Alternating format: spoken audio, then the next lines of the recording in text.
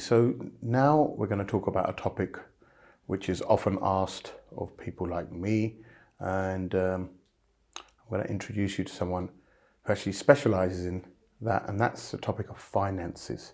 So what happens to finances after a person passes, how their family can deal with it. We've got Pooja here today with us, who's a partner in the practice in Jayram Financial Services, and James as well for management. She helps people make sense of their money and finances, and she also helps people who have suffered bereavement and families, and as well as being a volunteer for SOBS and help giving your time there. So Pooja, welcome to the show. Thank you. So Pooja, in cases where families left behind because someone is bereaved by, or someone has been gone through suicide, how is the death registered? Is it registered in the same way that we would, like I'll go online on the government website or walk into a registry office and get a time from them, or is it a different procedure? No, so it's an entirely different procedure. Whereas, in any other deaths, it would be the family member potentially registering that death. When it comes to a suicide, it's actually the coroner that would be registering the death, and that can actually take some time because we do need to go through an inquest before the death is finally registered. Yeah. The inquest can take several weeks or even as much as months or even a couple of years. Really? Yeah. However, an interim death certificate can be registered, and that will enable loved ones to arrange funerals. In cases of suicide, and especially with family left behind, how do they start with the finances? One, it's a tricky topic to bring up anyway, but obviously it's always there, lurking in the background, sometimes even in the forefront. What do they do, and who starts dealing with it? Who do they contact to deal with it? How do they find out about the finances of someone who's passed away like this? Where would one start? So with a suicide death, because the coroners are quite heavily involved, right from the beginning, they quite frequently do offer a list of what needs to be done. Okay. There are some services available, such as the Tell Us Once service. It's quite useful to contact them, register the death. By doing that, it'll enable quite a few organisations that will automatically be informed, such as your local government, HMRC, DVLA, so passports. Yeah, it just enables you not to have to contact so many different organisations. Yeah, that's right. Okay. So Pooja, how important is it that someone makes a will, and what happens in the event of someone has made a will or hasn't made a will? What happens to the finances or assets? Okay, so it's really important that people do make a will. If a will's not been made, then the rules of intestacy apply. If a will has been put in place, then the executor of the will is responsible of ensuring, firstly and foremost, that any taxes that are due or any debts that are outstanding, the executor is responsible of making sure those have been paid. Okay. And then any assets left over are distributed according to the will. Okay. But obviously if a will's not been made, then it would be the administrators that would ensure that the intestacy rules are carried out. So an intestacy rules can be quite complicated, and it could end up going to close relatives or partners. Yeah, effectively, the deceased wishes are not being carried out entirely, Okay. And what about property? So a lot of people, this is quite an important question, and you must get it asked all the time because Asians invest heavily in property. So like houses that they live in, all their houses on rent, next door usually, which Asians always buy. And so what happens to the property when somebody passes away? Does that automatically go to the spouse, or does it go according to the will, or what exactly happens there? Do you know, that's a really good question, and it can get quite complex. So there's two ways of owning a property. Yeah. You've got your joint tenants, joint tenancy, and then you've got tenants in common. Okay. So if somebody's got a property where it's owned as joint tenancy, you know, and if that person were to die, then the surviving partner, or should I say the owner of that property, Or shareholder, whatever, would automatically inherit that property. Okay, so say if me and you owned a property together, so Hijab and Pooja buy a flat together, yeah, something happens to Hijab, yeah, then, and we owned it as in joint tenants. It's all mine. It's all yours. That's right. That's why I'm never going to buy a property with you, Pooja.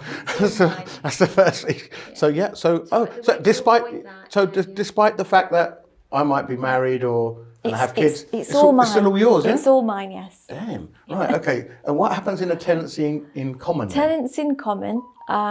So we would own it in shares. If you were to die, your share would fall into your estate, and it would be distributed according to either my will or the right. intestacy laws, Yes. right? So then potentially I won't get it all in that case. you wouldn't get it all, but my relatives would get it. But if in my will I'd left it to you, then you'd get it. Definitely. Oh, there you go. So you'd have to be very friendly to me, make sure that, you know, you get my signature on the will. All of this is important. And I suppose there must be loads of disputes or disappointments when people realise, well, hold on, these things haven't gone according to plan or no one's planned for this. It must get a bit messy as well, right? It can, yeah. And there's different factors involved, you know, as to why one would own a property as tenants in common or joint tenancy, but that would really be based on individuals' own needs and sort of goals, because it can get quite technical even with care fees, planning, etc. So for some people, joint tenancy is the right way forward. Pooja, in cases of suicide, a lot of the time we see, after we do the research, that there are a lot of problems people are facing, and one of them is debt. And people seem to think that it's a way out. There's a big misconception in our community that if a person dies, then the debt dies with them. I mean, is that true? I mean, what actually happens to all the debt? So if something happens to me and I owe £500,000, would that £500,000 be okay? Would it be wiped off and, you know, I wouldn't owe it to them anymore? What actually happens for cases of debt? No, so usually debts do form part of the estate, just as assets would. Okay. So if somebody dies and you know, their assets are worth £1 million and there's debts there, And you owe £500,000, yeah, then that money has to be paid back from your estate, from your that's assets, right. Yeah, even though you're no longer here. that's right. Yes. So that's really important. We need to, you know, the point is that when you pass away, your debt doesn't automatically pass away. Whatever's left behind, they take the debt out of that. It forms part of the estate. Right. So, and then you have to pay your taxes, and because the first thing you said is to mention is taxes, right? That's right, and it's the executor or the administrators, they would be responsible of ensuring that's done. So a lot of the time, then suicide perhaps isn't a way out of debt. No. It doesn't guarantee anything, right? No, and often people take out insurance policies, thinking that, you know, once they've taken their lives, the insurance policy will pay out to their loved ones. There's often clauses on these life insurances as well. Really? So That's insurance right. policies are like they know about this sort of thing that people do? Yeah. There's insurance companies that won't pay out in the event of suicides, and most of them tend to have a 1 or 2 year clause. So once you've taken the policy out, you would need to survive. You'd need to live for 1 or 2 years, potentially, before any claim would be paid out. And I suppose insurance companies investigate circumstances of death and how someone passed away. They do, and they'll also, from the outset, want to know about your medical records. So if mental health, thoughts about suicide have not been included. Declared. Declared, yeah. Ah, okay. So it's important to read the small print then. That's right. In insurance policies. A lot of people under the misconception that if I get insurance done and then, you know, in the event of suicide, it'll be a huge payout to the rest of the family. But the insurance companies are pretty wise to this and they prevent that from happening. That's right. And these clauses would extend to insurance companies such as your employment death benefits that they would provide. So death in service benefits could also include. Some people have a life element, sort of a policy attached to their car insurance.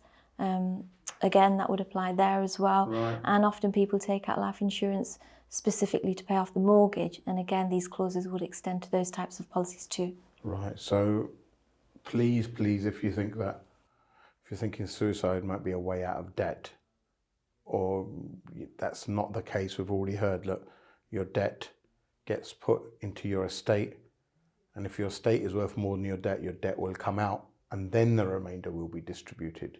So that's important. And also insurance policies, pretty much, insurance companies, I'm assuming, cover their backs pretty well. If there's someone who actually covers their backs properly, it is insurance companies. That's right. Yeah, so they're the people that other people learn from, how to protect themselves. So you really need to be careful, and you need to read, because suicide is never a way out of these sort of things. Your debt doesn't go, and you're not going to be due for a huge payout. Pooja, we've talked about finances and property, but there's something that we often forget, and that's pensions. So the person who's passed away, he might have been working in 5-6 jobs, might have pensions, but obviously he's not around to claim them anymore. But where are those pensions, and how does a person claim them? Can they be claimed? Does it go to the government? What happens to them? Yeah, so approximately 6 years ago, Yeah. a new service was launched, the Pension Tracing Service. Yeah. You can find that on the direct.gov.uk's website. What does that let us do? It enables it enables people to trace their old pensions. So as you can imagine, somebody that's been working all their life may well have several pension pots from old workplaces that they've worked at. What the Pension Tracing Service allows you to do is go back and enter some basic information, and you'll be able to trace your old pensions. Wow. When this service was launched 6 years ago, there was approximately £400,000 worth of unclaimed pension funds around. Today, 6 years fast forward, there's approximately 20 billion. 20 billion pounds of unclaimed pensions. So you're telling me 20 billion pounds is sitting there in pensions with employers that they owe people who have passed away or their families, and that can be claimed, but people haven't claimed it yet. And often people, so married couples, some people don't know about their deceased spouse's old jobs where they worked and whether there was pension plans in place. So that's definitely something that I would recommend everyone does. Even those that are still here, it's not just for those that have passed away. If you think that you've got old pensions, it's worth tracing them through the pensions tracing service. All you've got to do is go to the website and put basic information in. That's right, yes.